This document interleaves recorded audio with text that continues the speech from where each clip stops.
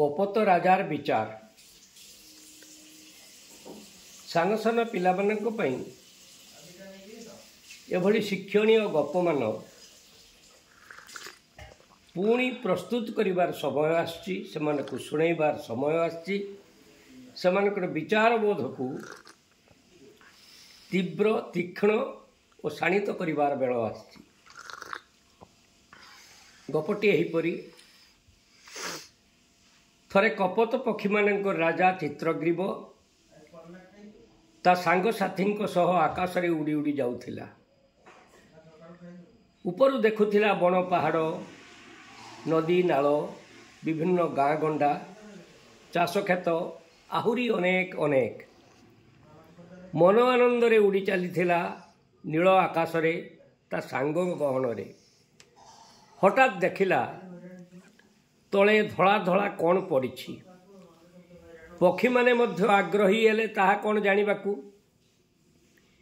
टिके तलको आसिले आहुरी टिके पाखको आसिबारु जानिले चाउल बुणा होइछि। जड़े शिकारी खोला स्थान रे फास बसाई चाउल बुनी थाए पक्षी शिकार पाई तार कौशल।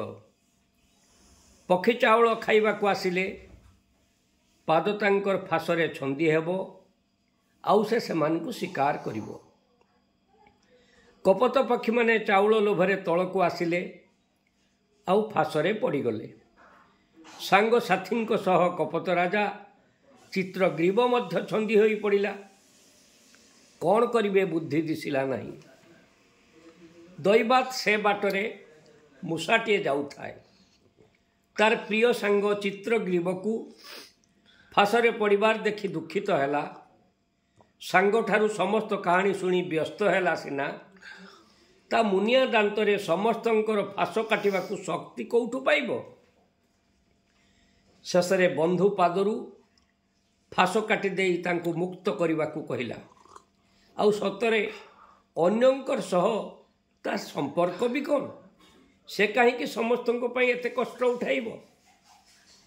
बंधु मूषिक हिरण्यकर प्रस्ताव रे चित्रग्रीव किंतु राजी हैला नहीं। कहिला एमाने मोर आश्रित मोर प्रजा मु सेमानकर राजा और दलपति मु मो निजर स्वार्थ पाई मो सांग साथी को आड़े जाई पारिबी नहीं। कथाटी खूब महत मने हैला आ पसंद भी हैला। शेषरे ताहा ही हैला। हिरण्य कथा मुनिया दांतरे समस्त फास को काटी करी मुक्त करदेला। समस्ते मुक्तिर आनंद रे पुणी आकाश को उड़ीगले।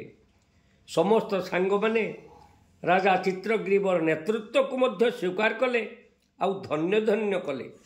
राजा हब तो यहीपरि प्रकृत रे कपत पक्षी राज चित्रग्रीवर विचार खूब महान थिला। ए कथाटी सुनिला परे पिला माने भाबिबे नेतृत्व कौन एकता कौन। एकता ही बड़ जी बड़ हुए से सान मानकर मुक्ति स्थिति आ बंचिबार आनंद रे आनंदित होई थाए। यह ही राजार धर्म।